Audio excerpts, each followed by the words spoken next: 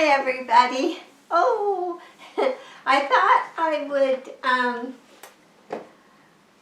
let you join me where I often sit if I had my tablet and I want to study some of the YouTubes on YouTube that not necessarily orchids. I look at some YouTube orchids, but I also look at painting and health and all kinds of things, and YouTube's so interesting. So today, though, I was watering the orchids because it's Wednesday, and I try to do it every Wednesday, and now I've switched to, I don't think I'll be giving any of them. I'll keep my eye on those smallest ones that do dry out quicker. But probably they're going to get one day a week watering, all the big ones for sure. Maybe a couple little ones might get a dribble. But today I took my time and I looked at each orchid very carefully. The traffic cones on stands went into the shower, and I brought them out to the kitchen in the light, checked the leaves. I check any leaf that is laying close to the medium. I always look for scale or anything and clean them up, and any dry old, the end of where the leaf came off and it's still attached to the orchid, I touched them up. So I did a good cleaning day, and then I thought, holy, I was seeing lots of spikes starting. And I thought, you know, lots of times people say, well, how long from when you get spikes to when you get flowers and then the finishing of the flower? And this year we're early too. Like usually I'm not seeing spikes till late November. This is quite a surprise, and they didn't get 2 weeks of cold out in the patio. They got a few nights where it dropped very close to freezing, and I brought them in. So it didn't hurt just cracking these warmer windows, these two. I cracked them at night for 2 weeks, that was all. And let that cold air in the evening, and we're close to freezing now. We haven't been freezing, but very close. And the north windows I didn't crack at all, and I still have some in spike over there. But being they're surrounded by glass, they are feeling more cooler than when it was hot in summertime. And also you've got the daylight darker quicker. And in the north windows, they are doing really well. And I think, you know, quite often you read that north windows aren't that good, but if you add a little extra light to your north windows, then they're good, because we just went on Amazon and picked some grow lights that would fit around the window. That's all we looked for, and we didn't spend a lot, but there are lots of grow lights out there, and after you've investigated what's best for you, they are a good thing, because I've already started to put them on maybe about 6 o'clock because it's getting dark early, and then when we go to bed maybe about 10 I will turn them off. So they're getting that extra light, and the mornings are quite dark too. So hi Maggie, come on up. Yeah, come on up there. She's jumping up on the couch because she knows I'm talking to you. So anyway, while I was watering, I thought, well, this is interesting. So as I watered each one and noticed a spike, I took a yellow piece of tape, and I'm going to show you, and I labeled the ones, the date, and I didn't put it on the plant because I've had butterflies and all kinds of things. My labels disappear on me. So I just, on the plate that catches the drips from each one, I usually right there put a piece of tape, and I put the date. Today was October 12th, and I put one spike, if that's what I saw, or more. That's why then I can keep track if I see another spike coming. And some people say, well, this is taking forever. It's just growing and growing, but it's not doing anything. So then you sort of say, well, then if it seems to be taking a long time, it might need more light. And maybe it's too cold too. So the ones in the windows are definitely cooler than the rest of the house. And we keep our house about 70 Fahrenheit. It's set that for day and night, and it only comes on. We haven't heard it come on yet, even though it's close to freezing outside for weeks now. We're in a drought, so everything's dry and sunny outside for another week anyway. So I'm going to show you how I did that, and if you want to keep track too, it's kind of interesting, I thought. You'll see, you can keep track. I could write in a book also, the date and then first flower or whatever. There's a record for next time, but I never got organized. It was a last minute decision. So I thought, oh, okay, I'll do that. So yesterday I played around with my spider plant, which I'm loving. It keeps getting nice little white flowers. And right now, it's on a stand on this table, which I move, because I'm great at moving things. And I want to hang it, and I got a ceiling hook, but I don't have, like the pot that's in will drip water all over the place. So it has to be in that pot, or something under it to catch drips. And I don't have a plant hanger. So I could macrame something. Years ago I did macrame. I could macrame something. Or I could get some fishing line, and I've got a whole bunch of beads. I thought of donating to the little kids or something. I never use them. They're just glass beads, and I thought, well, I could string them all on there. And I'll always have to make more work when I have an idea. Let's just keep it simple, Carolyn. How about 3 pieces of big string and not at the top? Anyway, we'll come up with something, but I'm also keeping my eye on it. And the little ones that I took a couple and put in a little dish with some soil, and I'm missing them every day. One of them is growing quite nicely already. So that's good. And then on this table I do have a mister, and I put some of the plants. This one here, it flowered just a while ago, and I don't want it to flower again. It doesn't have enough leaves, and it's not real happy, so it's over here on this side of the table, and it gets light from the window in the daytime. It's not exactly dark here, but. And then Shariana I have here, and she gets light from this window, and there's lots of humidity, but she didn't like the sun too much. So I did move a few plants, and I had this table stuck in a corner over there, and I put some here. So I could sit here and wait for my Hoyas to bloom, and and my Chinese penny plant to keep growing. But hey, I love my plants. But I'm on almost overload because you can only put so many plants. And then I'm not sweet 16 anymore. I have to look after all these plants, plus the other things we have to do. So, but I'm busy doing my plants and my orchids, and I was through by 10:30, and I started maybe at 9. It didn't take that long, and I thought, you have to do something. You have to have a purpose in life to be active and keep yourself motivated. Some things you enjoy. You can't give up everything you enjoy, because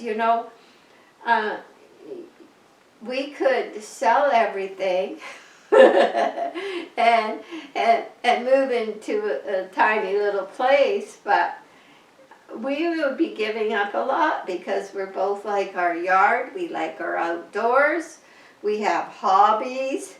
I got a painting hobby that is not going very good. So anyway, Rosemary took this beautiful picture of her and her hubby, and they were fishing on the Fraser River, and I could just see that as a painting. Wow. It was going really good till I got to the people, right? So anyway, I don't want to throw it out, but it's certainly not anything I'd give them because it's looking pretty. But I'm going to keep going because I'm sure I'll learn something, and then I'll decide if I'm throwing it out. And I start painting, and it's like, it's just after breakfast, and all of a sudden it's lunch, and Jack's going, "Where's lunch?" oh, lunch. Oh, yeah. Oh, is it lunchtime already?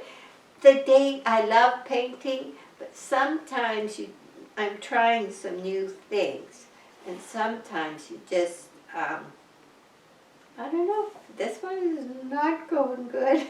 But it doesn't mean that I get in there and the day goes. So there's so many things we can enjoy, and we can't give them up at all.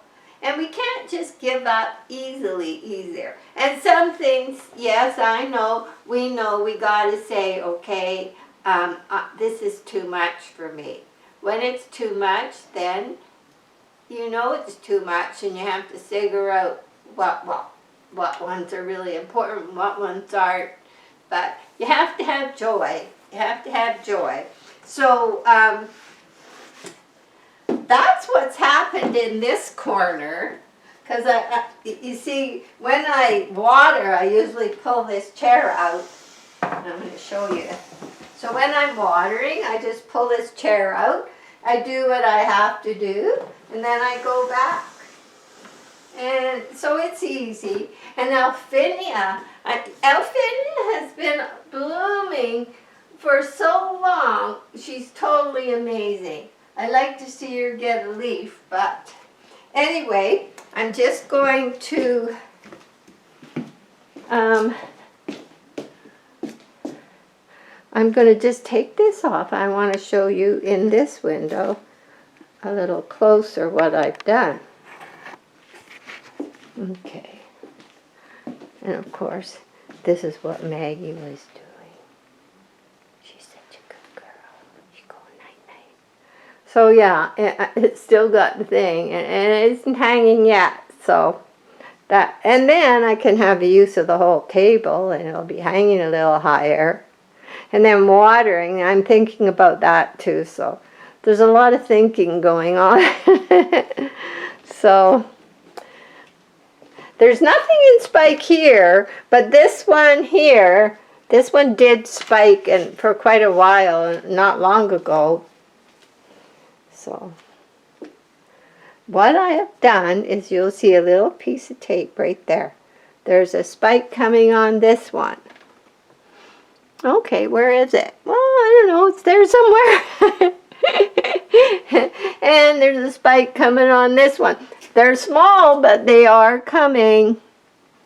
So I did see them. And cactuses are doing good. They just stay there. They're just so hardy. Okay, now, in here, there's another piece of tape. So I'm going to know when they start to spike. You know, I don't see one on that one. Where did I see that one? It must be on this side. I hope I didn't make a mistake. I counted 12. And this wasn't one. And this one for sure, you can see the spike coming out on that one. It's got a big spike. And then here too, there's a big spike. And there's a touch of a little one on the other side. So on the tape I put 2 spikes.